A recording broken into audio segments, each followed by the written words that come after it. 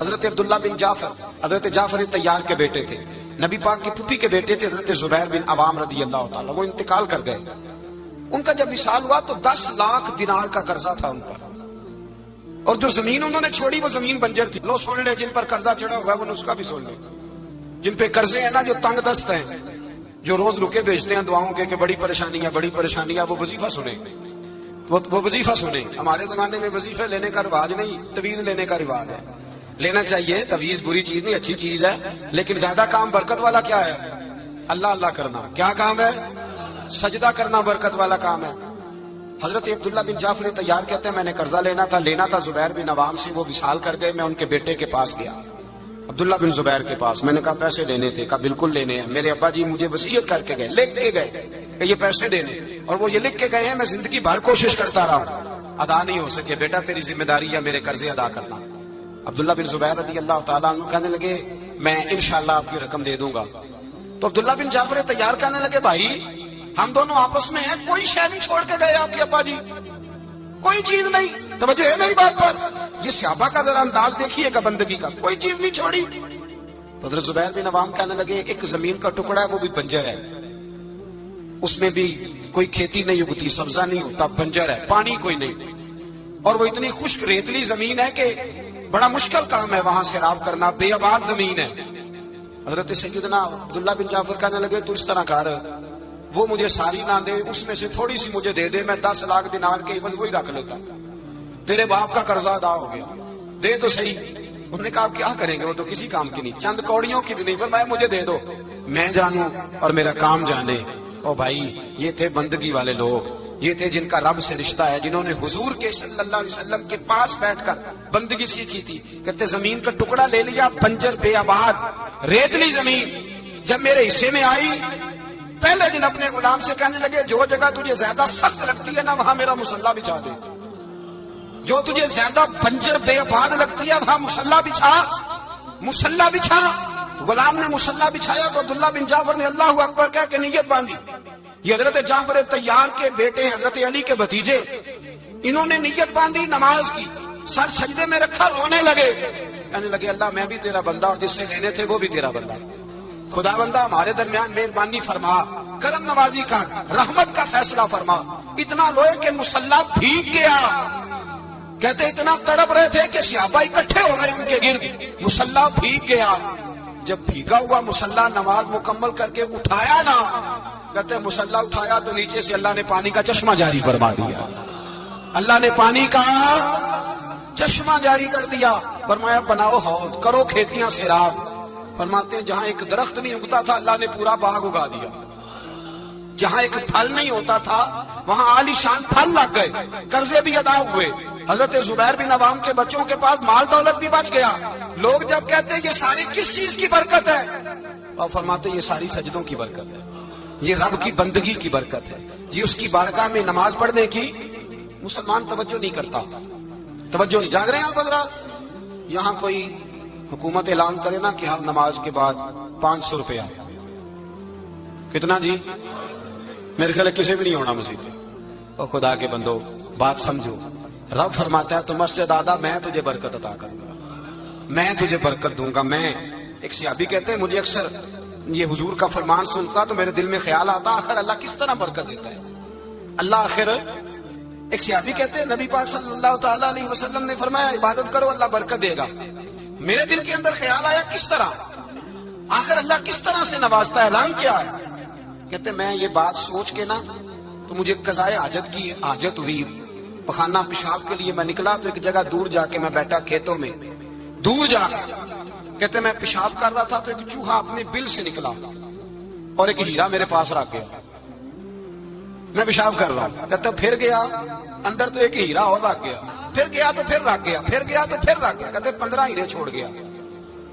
اب میں فارغ ہوا، وہ ہیرے اٹھائے گھر نہیں لے کے گیا، مسجد نبوی میں گیا کہ حضور سے پوچھو میرے لیے جائز بھی ہے کہ نہیں، بلوں سے نکل رہے ہیں، بلوں سے پیسے نکل رہے ہیں، ہمارے سارے بلوں میں ہی چلے جاتے ہیں، بلوں سے پیسے آ رہے ہیں، صحابہ کو برکت دیکھیں عبادت، بلوں سے پیسے آ رہے ہیں، بل سے۔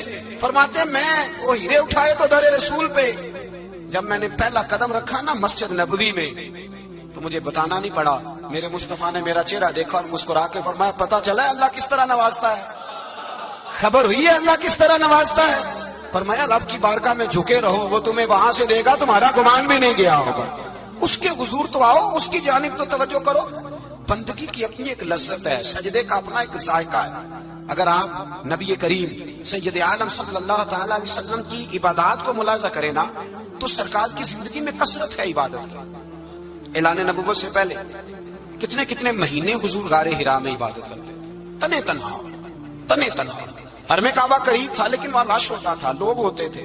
فرمایا میں اکیلے میں اپنے رب کو منانا چاہتا ہوں۔ کتنے کتنے ایام حضور غار حرا میں عبادت کرتے۔ پھر صحابہ کرام علیہم رضوان فرماتے کہ مدینہ منورہ میں حضور کا یہ رنگ ہوتا، اتنے لمبے سجدے کرتے کہ لگتا روح مبارک کی پرواز کرتے، اتنے لمبے سجدے کرتے۔ حضرت سیدنا معاذ بن جبل رضی اللہ تعالیٰ عنہ فرماتے ہیں 3 دن ہو گئے حضور چلے گئے، مدینے میں نظر ہی نہیں آ رہے۔ صحابہ پریشان، ابو بکر صدیق، عمر فاروق، عثمان غنی، مولا علی ڈھونڈتے پھرتے، حضور سید عالم صلی اللہ علیہ وسلم کا پتہ نہیں۔ فرماتے جناب صدیق ایک بار گھومتے گھومتے جبل سلا کی پہاڑی کے قریب گئے، ایک چرواہا بکریاں چلا رہا تھا، اس سے پوچھا تم نے میرے محبوب کو تو نہیں دیکھا؟ تو کہنے لگا مجھے نہیں پتا تمہارے محبوب کون ہے۔ ایک آدمی آج 3 دنوں سے غار میں رو رہا ہے، اتنی شدت کے ساتھ روتا ہے کہ میری بکریاں جا کے غار کے سامنے بیٹھ جاتی ہیں، اور بکریاں بھی روتی ہیں، میں بڑا کھینچتا ہوں پر لوٹتی نہیں، رات کو گھر لے کے جاتا ہوں تو جاتی نہیں، سویرے باڑے سے نکالتا ہوں تو دوڑی ہوئی آتی ہے، پھوٹ پھوٹ کے روتی ہیں، لیکن حال یہ ہے کہ دودھ پہلے سے بھی زیادہ دیتی ہے۔ حضرت ابو بکر صدیق کہنے لگے یہی تو میرے رسول پاک علیہ الصلوۃ والسلام کے نبی ہونے کی علامت ہے۔ اس صحابہ کو بلایا، 3 دن سے حضور سجدے میں۔ کتنے دنوں سے؟ یہاں سجدہ لمبا ہو جائے تو امام کے پیچھے لوگ بھاگنے لگتے ہیں کہ صاحب آپ تو فارغ ہیں، مجھے تو ڈیوٹی پہ بھی جانا تھا۔ 3 دن سے حضور سجدے میں، اتنا طویل سجدہ، اتنا طویل۔ صحابہ کہتے ہیں قدموں میں جا کے لگے، محبوبہ بس کریں آ جائیں۔ حضور نے فرمایا رب نے سورہ ہود نازل کر دی ہے، سخت حکم آ گئے۔ وہ کہتا ہے میں تیری امت سے حساب پوچھوں گا، میں اپنے رب کو منا رہا ہوں، بکر جاؤ مجھے منا لینے دو۔ حضور نے ہمیں بتلایا ہے کہ رب کو سجدہ کرے تو رب مانتا ہے، اس کو منانے کا طریقہ سجدہ کرنا ہے، جھکنا ہے، عبادت کرنا ہے۔ کہا وہ مانے گا تو میں آؤں گا۔ تڑپ گئے صحابہ۔ اور ایک روایت ایسی بھی ہے کہ جب بات نہ بنی تو حضرت فاطمہ سے عرض کیا۔ حضرت فاطمہ شام کا سناٹا چھایا، اپنے آپ کو کپڑوں میں لپیٹا، دائیں بائیں شہزادوں کے لیا تو حضور کی بارگاہ میں گئی، کہنے لگی محبوبہ بس کریں گھر آ جائے، مدینہ سونا ہو گیا ہے، مسجد نبی کی دیواریں بھی روتی ہیں، یا رسول اللہ ستون مجھ سے آپ کا پوچھتے ہیں، گھر آئے۔ نبی پاک نے فرمایا فاطمہ تو بھی دعا کر، میں بھی دعا کرتا۔ حضرت فاطمہ بھی ساتھ والے کونے میں سجدے میں گر گئی، پھر دعا ہوئی، پھر التجا ہوئی۔ حضرت جبریل آئے، کہنے لگے محبوبہ رب کہتا ہے سار اٹھاؤ، وَلَسَوْفَ يُؤْتِيكَ رَبُّكَ فَتَرْضَىٰ، اللہ فرماتا ہے میں آپ کو اتنا دوں گا کہ آپ مجھ سے راضی ہو جائیں۔ تو حضور تو سجدے کے عالم میں۔ حضرت سیدنا عبد الرحمن ابن عوف کہتے ہیں میں حضور کے ساتھ تھا، ہم مسجد نبی سے نکلے تو سامنے ایک باغ آیا، حضور فٹافٹ گئے اور باغ میں سر سجدے میں رکھ دیا۔ دیر تک حضور نے سجدہ کیا، اتنا لمبا کہ جیسے کسی کی روح پرواز کر دیں۔ کہتے میں حضور فارغ ہوئے تو عرض کی حضور اتنے لمبے سجدے کی وجہ؟ تو فرمایا میرے پاس جبریل آئے تھے اور انہوں نے کہا یا رسول اللہ رب کہتا ہے آپ کا جو امتی ایک بار درود پڑھے گا اللہ اس پہ 10 رحمتیں نازل کرے گا، اللہ اس کے 10 گناہ معاف کرے گا، اللہ اس کے 10 درجے بلند کرے گا۔ تو میں نے کہا سجدہ کر کے شکر نہ ادا کر لوں؟ اس بات پر میں سجدہ کرنے لگ گیا۔ اس بات پر ایک دوست کے ہاں بیٹا ہوا، مجھے کہنے لگے مبارک ہو بھتیجا آیا ہے۔ میں نے کہا خیر مبارک۔ بڑے عرصے کے بعد اللہ نے نوازا، میں نے 5 کلو مٹھائی بھیجی آپ کی جانب، دوستوں کو کھلا دیجیے۔ میں نے کہا اور کتنی بانٹی؟ کہنے لگے منوں کے حساب سے۔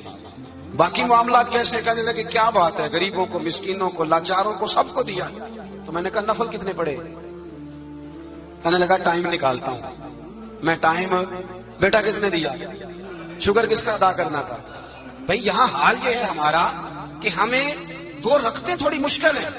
اگر کہا جائے کہ 25 من مٹھائی تقسیم کرنی ہے تو وہ آسان ہے۔ ہم نے اپنے لیے عبادت کو، ریاضت کو بہت سا بنا لیا، اس کو اتاریں، کچھ بھی مشکل نہیں۔ رب کی بارگاہ میں جتنا بندہ جھکتا جاتا ہے اتنا ہی اللہ اسے اور عزت عطا کرتا جاتا ہے۔ بزرگوں سے کسی نے پوچھا تھا کہ میری اللہ قبول بھی ہے کہ نہیں؟ تو وہ کہنے لگے رب کو تیری پہلا سجدہ قبول تھا تو تب اس نے دوسرے کی توفیق دی تھی، اسے تیری فجر قبول تھی تو تجھے زور پڑھنے کی توفیق دی، اس نے تیرا پہلا روزہ قبول کیا تو دوسرا رکھنے کا موقع دیا۔ یہ علامت ہے قبولیت۔ میرے محبوب نے فرمایا بندگی کرو، اس کے حضور آؤ، کبھی کا صلاۃ اللیل پڑھو، کبھی کا تہجد پڑھو، کبھی کا اشراق پڑھو، کبھی کا چاشت پڑھو، کبھی کا اوابین پڑھو. اور میرے مصطفیٰ نے فرمایا ہو سکے تو اٹھ کے تہجد پڑھو، باقی نمازوں پہ رب تمہیں ثواب دے گا. اگر تہجد پڑھو گے تو رب تمہاری طرف دیکھ کے مسکرائے گا، جو اس کی شان کے لائق ہے وہ مسکرائے گا. مصلی آباد کرے، مصلی آباد کرنے سے روحانی زندگی آباد رہے گی، من کے اندھیرے دور ہوں گے، روح کی کساوتیں دور ہوں گی. انسان اللہ سے جڑا ہوتا ہے تو اس کی بندوں کی جانب توجہ ہی کم جاتی ہے. حسد کون کر رہا ہے، مخالفت کون کر رہا ہے، جھگڑا کون کر رہا ہے، بغض کون پیدا کر رہا ہے، ان چیزوں سے ویسے ہی بچا رہتا ہے. میرے محبوب پاک سید عالم صلی اللہ علیہ وسلم کثرت سے سجدہ کرتے ہیں. قیامت کے دن حضور شفاعت کس طرح کریں گے؟ سجدہ کر کے 4 سجدے کریں گے حضور. بخاری مسلم میں موجود ہے. صحابہ کرام فرماتے ہیں حضور نے فرمایا جب امتیں پریشان ہو کے نبیوں کے پاس جائیں گے تو پھر میرے پاس آئیں گے. جب میرے پاس آئیں گی تو میں سجدہ کروں گا اور خدا سے کہوں گا یا اللہ ان کا حساب تو شروع کر. فرمایا میرے ایک سجدے سے اللہ حساب شروع کرے گا. پھر میرے غلام رہ جائیں گے جنہوں نے بہانے بنائے ہوں گے، نماز پڑھی ہوگی، یہ بہانہ ہے خدا کی رحمت حاصل کرنے کا. جن کے پاس تو کچھ ہوگا وہ تو اس بہانے کے سبب چلے گئے، گناہگار رہ گئے، تڑپ کے کہیں گے محبوبہ ہم کیا کریں؟ تو حضور فرماتے ہیں میں لمبا سجدہ کروں گا. فرماتے ہیں میں لمبا سجدہ جب کروں گا تو رب لمبے سجدے کے بعد فرمائے گا محبوب سار اٹھائیے، آپ مانگیے میں عطا کرتا ہوں، آپ سوال کیجئے میں دیتا ہوں، آپ سفارش کیجئے میں قبول کرتا ہوں. تو میں اللہ میرے گناہگاروں کو بخش دے. رب کہے گا جس کے دل میں رائی کے دانے کے برابر ایمان ہے اسے لے جائیے، لے جائیے، لے جائیے اسے. ایک حدیث میں ہے جس کے دل میں جو کے دانے کے برابر ایمان ہے لے جائیے. حضور فرماتے ہیں ان کو جنت میں بھیج کے میں پھر سجدے میں گر جاؤں گا. لمبا سجدہ. تیسرا سجدہ، اے اللہ مہربانی کا رحمت فرما. اللہ کہے گا محبوب سار اٹھاؤ، جو مانگو گے میں دوں گا. یا اللہ اور فضل کر. جس کے دل میں رائی کے دانے سے بھی کم ایمان ہے محبوب اسے بھی جنت میں لے جاؤ. حضور فرماتے ہیں میں اور سجدہ کروں گا، پھر جس کے دل میں اس سے بھی کم ایمان ہوگا اسے بھی لے جاؤں گا. صبح قیامت میرے مصطفیٰ کریم علیہ السلام امت بھی سجدہ کر کے بخشوائیں گے. جب حضور سجدے کر رہے ہیں تو امت کیوں نہیں کر رہی؟ حضور سجدے کر کے بخشوائیں گے، امت سجدہ ہی نہیں کر رہی، توجہ ہی نہیں کر رہی. میرے بھائی سجدے کی اتنی کیفیت ہے، عبادت کی اتنی لذت ہے کہ حضرت عائشہ فرماتی ہیں تیز آندھی آتی تو حضور نماز پڑھنے لگتا. تیز آندھی آتی تو نماز پڑھتے، بارش نہ ہوتی تو نماز پڑھتے، بارشیں زیادہ ہوتی تو نماز پڑھتے، سورج گرہن ہوتا تو حضور نماز پڑھتے، چاند گرہن ہوتا تو نبی پاک، بلکہ حضرت عائشہ کہتی ہیں گرہن لگا چاند کو تو حضور نے فٹافٹ سر سجدے میں رکھ دیا. اور نماز کے بعد حضور رونے لگے، کہنے لگے اے اللہ تو نے کہا نہیں تھا کہ میں تیری موجودگی میں انہیں عذاب نہیں دوں گا. اللہ درگزر کر اپنے بندوں سے، رحمت فرما، کرم نوازی فرما. فرمایا ہر موقع پر حضور نماز پڑھتے. سیدہ عائشہ صدیقہ فرماتی ہیں کبھی کبھی میرے بستر نور میں حضور ہوتے. فرماتے ابو بکر کی بیٹی تو اجازت دے تو رب کو راضی نہ کر لوں. میں کہتی میری کیا جرت ہے. تو حضور نماز کی نیت باندھتے. بخاری مسلم میں لفظ ہیں، حضرت عائشہ کہتی ہیں حضور اتنی لمبی نماز پڑھتے کہ قدموں میں ورم آ جاتا، اتنی لمبی بندگی فرماتے کہ قدم مبارک سوج جاتے، ورم آتا. میں عرض کرتی حضور آپ کی برکت سے اللہ اگلے پچھلوں کو معاف کرے گا، آپ اتنی آہوزاری کیوں کرتے ہیں؟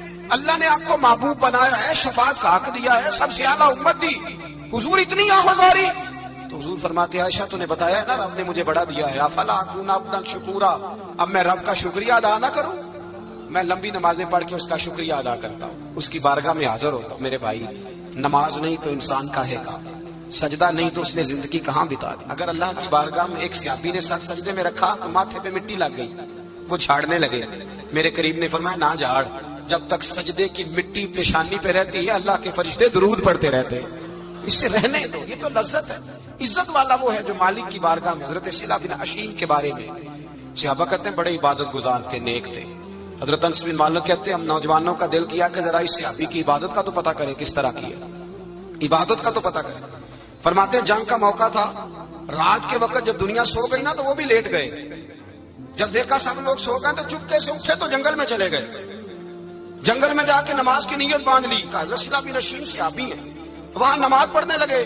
کہتے ہیں میں بھی پیچھے پیچھے ہو گیا کہ پتہ تو کروں کس طرح پڑھتے ہیں. تھوڑی دیر گزری تو شیر آ گیا. شیر نے آ کے دھاڑا، للکارا. فرماتے ہیں میں ڈر کے درخت پہ چڑھ گیا. حضرت صلہ بن اشیم نے نماز کا سلام پھیرا، اطمینان کے ساتھ شیر سے کہنے لگے اور جا چلا جا کہیں اور رزق تلاش کر، میں تو اپنے رب کی عبادت کر رہا ہوں، میں تو اس کی بارگاہ میں جھکا ہوا ہوں، مجھ پر تیرا قبضہ نہیں ہو سکتا. جب جنگلی درندوں کا قبضہ نہیں ہو سکتا تو کسی اور درندے کا عبادت گزار پہ قبضہ ہو سکتا ہے؟ حضرت انس بن مالک فرماتے ہیں مجھے سمجھ آ گئی، جو درندوں سے بچنا چاہے، ظالموں، جابروں، فاسقوں سے بچنا چاہے، وہ اپنے آپ کو رب کی بارگاہ میں جھکائے، وہ اس کے حضور حاضری دے جو بچنا چاہے۔ میرے بھائی، رمضان المبارک آیا، مسجدیں بھری، 2-3 دن 4 دن نئی صفیں خریدی لوگوں نے، پھر 2-4 روزے گزرے، پھر چند دن گزرے، پھر وہی معمول کے نمازی۔ ایک بات بتاؤ، گکھڑ میں نا 4-5-6 قبرستان ہیں، ان قبرستانوں کی تختیوں کو کبھی پڑھیں جا کے، ایسے لوگ آپ کو ملیں گے جن کی وجہ سے حکومتیں چلتی تھی، وہ سو گئے تو پیچھے کام بند ہو گیا۔ کیا ہوا؟ کام چل رہا ہے کہ ختم ہو گیا؟ بیٹا جس کا گزارا نہیں نہ ہوتا باپ کے پاس، وہ کہتا میں جی نہیں سکوں گا، وہ بھی جیتا ہے اور کھول کے جیتا ہے۔ بیوی کہتی ہے میرے تو سر سے تاج اٹھ گیا، زندگی کیسے گزرے گی؟ کچھ بھی نہیں ہوتا، سب ہوتا۔ 20-20 سال عورتیں بیوہ کی زندگی گزار کے چلی جاتی ہیں۔ یہ جو ہم نے اپنے اوپر بہت زیادہ بوجھ رکھا ہوگا نا، جھوٹ بولتے ہیں بہت سارے لوگ، مجھے وقت نہیں ملتا نماز کا، یہ بہت بڑی جرت ہے، بہت بڑی۔ مجھے میرا کوئی دوست کہے نا میرے پاس ٹائم نہیں آپ کے پاس آنے کا، تو ہو سکتا ہے میں بگڑ جاؤں، تو کیسا یار ہے، ملنے کا ٹائم نہیں تیرے پاس؟